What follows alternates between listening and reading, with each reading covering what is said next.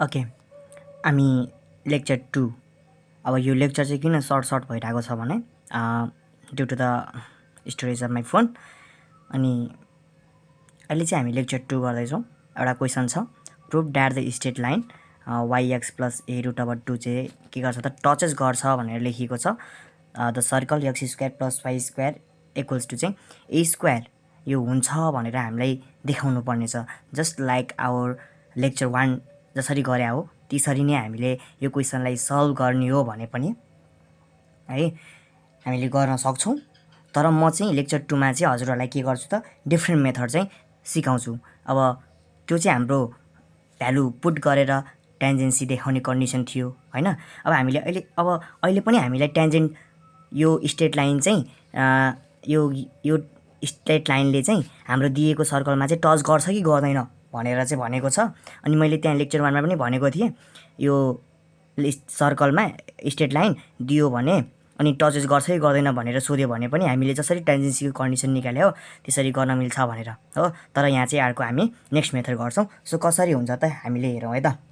So के गर्नु पर्यो त भन्दाखेरि सल्युसन है, के गर्नु पर्यो त सल्युसन। अनि गिभन इक्वेसन हामीलाई के दिएको छ त भन्दाखेरि गिभन इक्वेसन अफ सर्कल हामीलाई के दिएको छ त भन्दा x square plus y square equals to a square भनेर दिएको छ।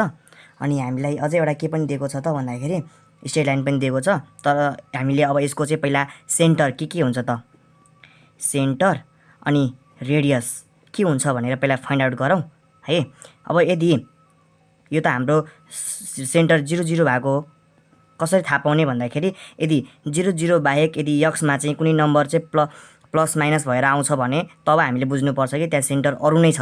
अहिले त यहाँ हाम्रो यक्स सिङ्गल छ, वाइ पनि सिङ्गल छ, त्यही भएर हामीले सेन्टर के छ त 0,0 हुन्छ भनेर बुझ्नु पर्यो। अब रेडियस भनेको x plus y square equals to a square हो भनेपछि यो त अलरेडी हाम्रो सर्कलकै इक्वेसन हो नि त हैन। त्यही भएर रेडियस आर इक्वल्स टु चाहिँ कति हुनुभयो त ए नै हुने भयो है त। अब यति थाहा भइसकेपछि अब हामीलाई स्ट्रेट लाइन पनि दिएको छ। स्ट्रेट लाइनको इक्वेसन पनि के गरिदिउँ त हामीले लेखिदिउँ। तर त्योभन्दा अगाडि चाहिँ यसलाई इक्वेसन 1 भनेर मानिदिउँ है।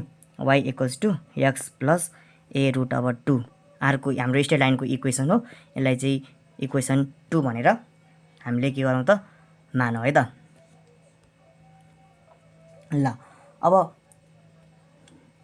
एउटा के हाम्रो यो छ भने गर्ने तरिका छ भने यदि हामीले यो लेख्नु पर्यो पहिला स्टेटमेन्ट ल the length of the perpendicular drawn from the center 0,0 है। यदि हाम्रो सेन्टर 0 0 नभएको भए पनि हामीले यो मेथड चाहिँ गर्न सक्छौँ है त। कहाँ छ त अन द लाइनमा चाहिँ यदि परपेन्डिकुलर भयो भने सो एकचोटि यस्तो फिगर यस्तो के है सर्कल छ अनि यो हाम्रो यो पोइन्टबाट चाहिँ है मतलब एउटा एउटा अब रेडियस हुन्छ नि त, मानौँ हाम्रो रेडियस चाहिँ यो भयो रे अनि एउटा स्ट्रेट लाइन चाहिँ योसँग परपेन्डिकुलरी हुने गरी चाहिँ यसरी गएको छ अरे है। अनि सर्कललाई चाहिँ टच गरेको छ भनेको छ नि त हाम्रो क्वेसनले त। अनि सर्कललाई टच गरेको छ अरे तर हाम्रो जुन यो रेडियस हुन्छ नि रेडियस 0 0 कमाबाट चाहिँ खिचिएको लाइन अनि स्ट्रेट लाइन चाहिँ अब टच हुन्छ अनि यो चाहिँ परपेन्डिकुलर छ नि त हैन। यसरी हुन सक्छ भनेर चाहिँ एउटा हामीले मान्यौँ।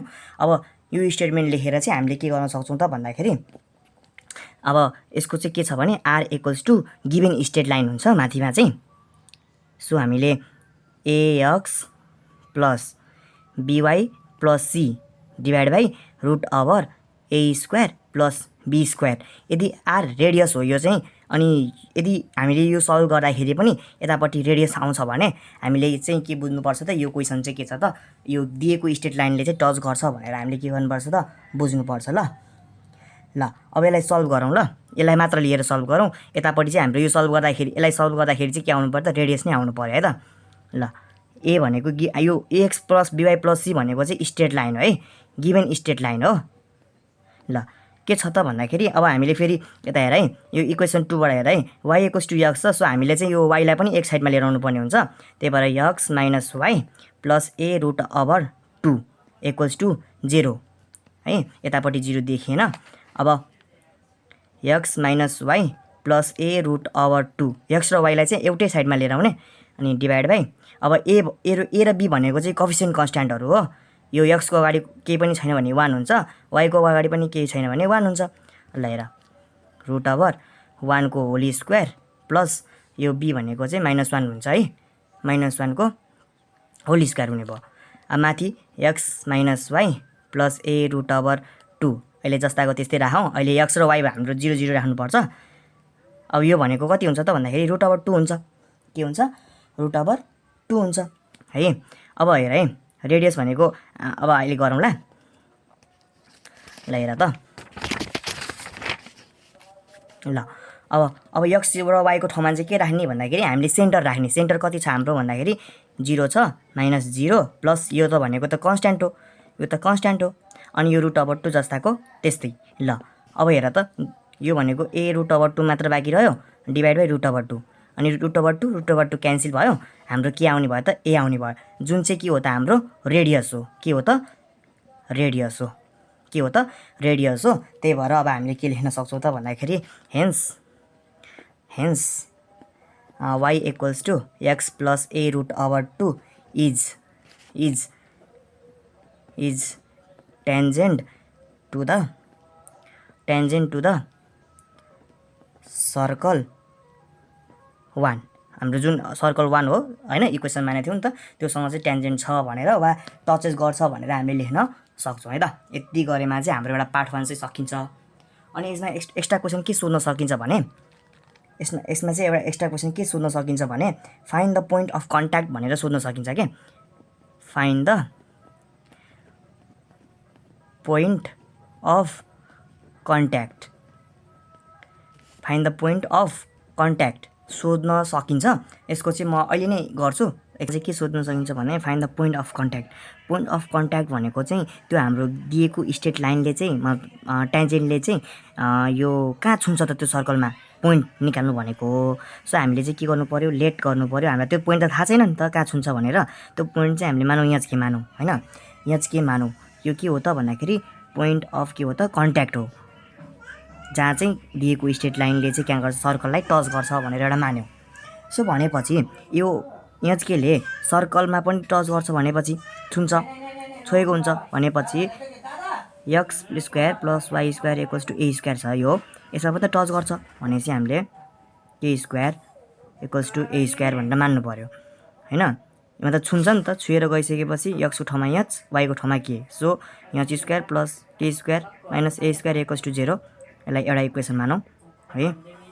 त्यस्तै गरी स्ट्रेट लाइनलाई पनि त छुन्छ होला त्यो पोइन्टले, अनि एउटै पोइन्टमा पर्छ भने त्यो। सो पहिला हाम्रो स्ट्रेट लाइन के थियो त भन्दाखेरि a root over 2 y equals to थियो हैन। यसलाई हामीले x minus y plus a root over 2 equals to 0 बनाउँदाखेरि यो एक्स र वाईमा पनि त्यो पोइन्टले छुन्छ भनेपछि h minus k plus a root over 2 equals to 0 वा हामीले के गरौँ भन्दाखेरि के equals to h plus a root over 2 नै राखौँ है। अहिले मैले चाहिँ अब यो गरेँ हैन, कुनै कुनैमा चाहिँ अब यो गर्दा पनि भयो। अहिले चाहिँ मैले केलाई चाहिँ यतै राखेँ त है। यो इक्वेसन 2 मानौँ। अब यदि टच गरिरहेको छ भनेको मतलब यो के को भ्यालु हामीले इक्वेसन 1 मा लगेर राख्दा केही फरक पर्छ त? लेक्चर 1 अनुसार हाम्रो पर्दैन नि हैन। सो एच स्क्वायर अब यो भ्यालु राख्यौँ h plus a root over 2 को होल स्क्वायर है minus a square equals to 0 हुने भयो। यहाँसम्म एकदम ठिक छ है। ल अब यसलाई एक्सपान्ड गरौँ ए प्लस बी को होल स्क्वायरमा प्लस 2 ए भनेको एच, बी भनेको ए रुट 2 भइसक्यो plus a square into root 2 को होल स्क्वायर अनि minus a square equals to 0। ल यहाँसम्म त ठिक छ एकदम। ल h square plus 2 h square अनि plus 2 h a root over 2 अनि plus 2 a square minus a square equals to 0 हुन्छ है।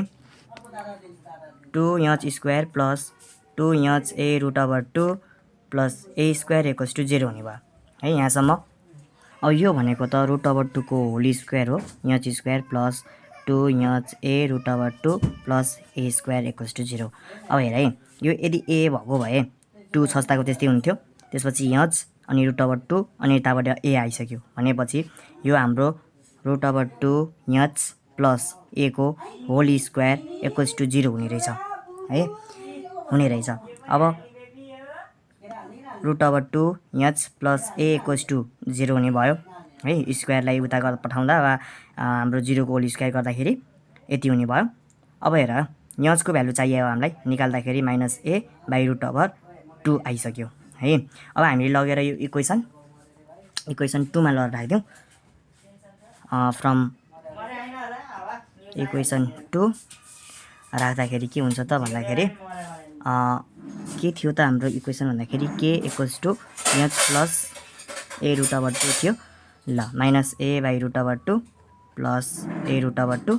अब यसलाई सल्भ गर्दाखेरि minus a plus a root over 2 into root over 2 हुने भयो by root over 2। So final answer चाहिँ हाम्रो कति आउने भयो त ए बाई रुट ओभर 2।